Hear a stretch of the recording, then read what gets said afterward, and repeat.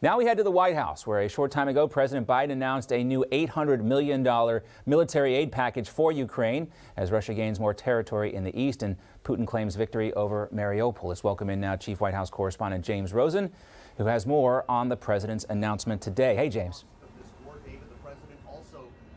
John, good afternoon. President Biden spoke in the Roosevelt Room about 2 hours ago after a meeting with the Ukrainian Prime Minister and other officials visiting from Kyiv here at the White House. The president announcing $500 million in new financial assistance to help the Ukrainian government carry out basic services, and as you just mentioned, an additional $800 million in security assistance. Now that's on top of last week's drawdown of $800 million for security hardware. These two latest infusions will provide the Ukrainian armed forces with nearly 100 howitzer weapons for long-range artillery, 6 dozen tactical vehicles to pull the 155 caliber howitzers, more than 100 Phoenix Ghost drones, and over 100,000 more rounds of ammunition. However, Mr. Biden said he has now all but exhausted the drawdown funds that Congress carved out for this purpose in a bipartisan action earlier this year, and so accordingly next week he will be sending lawmakers here in the Capitol a new request, a supplemental request for additional funding, all with an eye on the kinds of weapons that the Ukrainian armed forces need now that the center of battle has shifted from Kyiv to the eastern Donbass region. The Battle of Kyiv was a historic victory for the Ukrainians. It was a victory for freedom, won by the Ukrainian people with unprecedented assistance by the United States and our allies and our partners.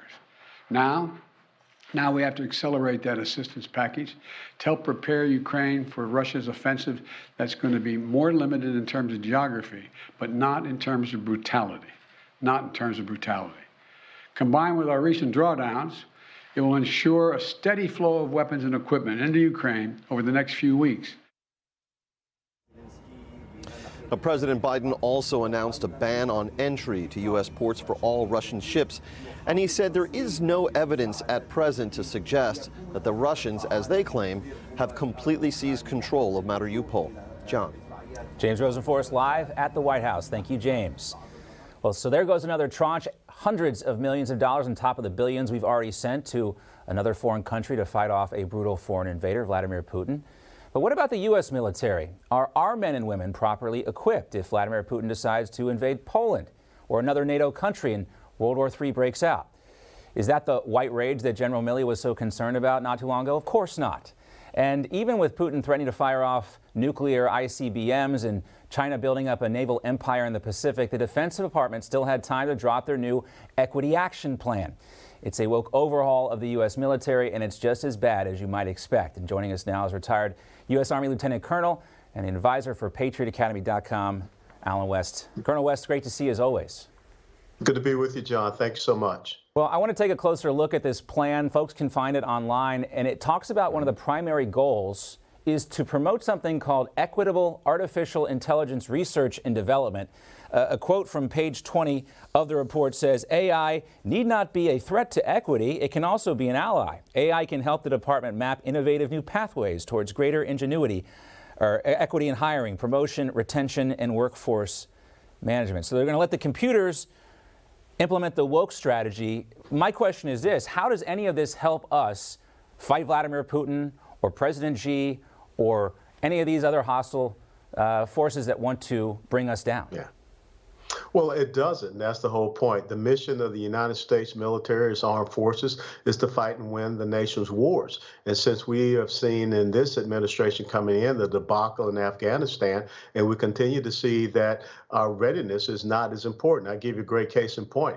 We're looking at having the smallest naval fleet that we have had in the history of the modern history of the United States of America right now. But as you just articulated, what is China building up? China is building up its naval maritime forces, and that is a huge threat in the Pacific Rim.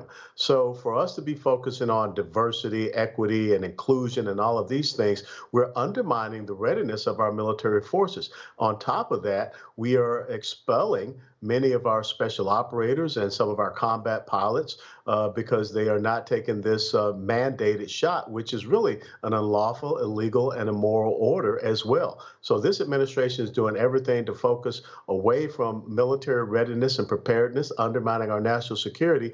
I want to go back to something that Congressman Matt Gaetz did recently, confronting the Defense Secretary Lloyd Austin on wokeness. Here he is. Socialism. The fact that you're embarrassed by your country. By no. I'm embarrassed by your leadership. I am not embarrassed for my country. That is so disgraceful that you would sit here and conflate your failures with the failures of the uniformed service members. And that's really what this is about, Colonel West. I remember when you were a congressman in Florida and I was a reporter in local news, and I went to one of your town halls, and this was basically the crowd from Del Boca Vista for the Seinfeld fans out there, and this was really in the peak of the Iraq War. And you showed us a picture of a Chinese missile that was designed to destroy U.S. aircraft carriers. I don't know if you remember this or not. Everyone was scared to death. And I asked you afterwards, it's like, really? Congressman, China? I mean, we're talking about the Iraq War, and you said China is coming for us, and we need to be ready for it. I don't understand, but still the Pentagon wants to pursue this woke agenda. Is this an intentional effort to degrade our own military? What is really the motivation behind this? Well, it has to be, without a doubt. When you look at what is going on with our military, you look at what is going on with the objectives that they are putting forth out of this Biden administration, this woke agenda, wanting to study white rage. And the thing about leadership, John, is that you're not supposed to look at where you are in the present. You're supposed to look out and see what the future and coming threats are, and you're supposed to be prepared for that. And we're not doing that right now with our military. And I have to say, I'm very disappointed in Lloyd Austin, because I served at Fort Bragg with him back in the late 1990s when he was a brigade commander in the 82nd Airborne Division. But I think that what we have right now is a problem with the senior level military leadership, 2-star, 3-star, 4-star generals who are political appointees, and they are kowtowing to a political agenda instead of remembering the oath that they took to support and defend the Constitution of the United States of America. Now, we see that video of General Milley next to the president there. He, of course, is the chairman of the Joint Chiefs of Staff. You expect a guy like that to have a lot of ribbons and accommodations on his uniform. But I'm often, this is a meme, people may have seen this before, but you put General Milley's uniform next to General Eisenhower's uniform right after World War II, and you say one of these guys actually won a war, the other has not. It's interesting you say that about General Austin as well, because I've heard that from Lieutenant Colonel Tony Schaefer, too, who served with Lloyd Austin, said he remembers him as being, a soldier's soldier, but that's not the case anymore. I don't know if anyone's seen Lloyd Austin's house in suburban Washington, D.C. That might have something to do with it. These guys get too comfortable in these positions of leadership, right? Don't they? Yeah, they do. And again, as you climb up in those senior leadership roles, it's by political appointment. And then when you stay in the Beltway after retiring and you get these nice, cushy defense contractor jobs, and then you end up going into administration, you forget the original oath that you took and you start to kowtow to that ideological agenda. And that's exactly what you see happening here. Our military should be focused on the threats that we have out there, the Chinese threat, the Iranian threat. We should not be sitting down at the table with Russian mediators talking about re-entering the Iranian nuclear agreement right now. Well, let's talk about that. I want to move on to the Iran deal vis-a-vis Saudi Arabia, because this story, I think, shows us the consequences of weakness on the global stage and the fool's errand that this is. It started under the Obama administration. I'll get to my question in a second, but I got to set it up here, so bear with me.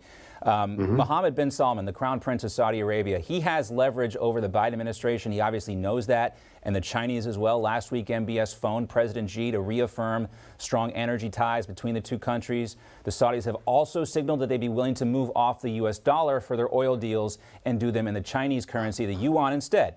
Now, the Saudis also cut the Chinese oil imports last month, so MBS is clearly playing both sides here, but not in the same way.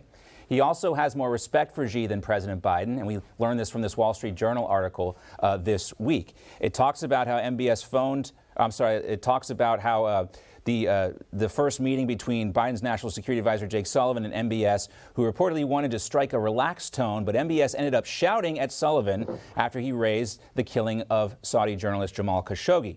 The prince told Mr. Sullivan that he never wanted to discuss that matter again. He also said that the U.S. could, quote, forget about its request to boost oil production. This coming from unnamed sources familiar with the matter. Again, this was back in September of 2021. So here's my question.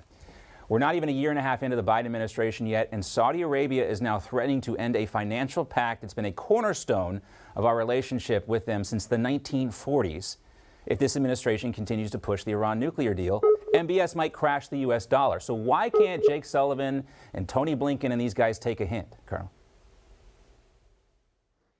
I don't know. And the only people that can answer that would be Jake Sullivan and the rest of the National Security Council there and President Biden himself. But we see a pattern. If you go back and you remember in the Obama administration, that's when our relationship with Saudi Arabia was not very strong because they were moving toward better relations with Iran. You look at when Barack Obama said, let Vladimir know after my reelection, I'll have more flexibility. That's when the Russians went in and took eastern Ukraine and also the Crimea. Look at how all these things are repeating themselves. But during the Trump administration, we were energy independent. We were producing, consuming, and exporting our resources, and we did not have to depend upon Saudi Arabia, what they said. We were tough on Iran, and we regained our respect as far as our foreign policy, and we boosted our national security, and we had a credible military deterrent. And remember that President Trump killed several hundred. It's not a new idea. He actually had the, I don't know, fill in the blank to use it. Peace through strength. We know what works, Colonel West.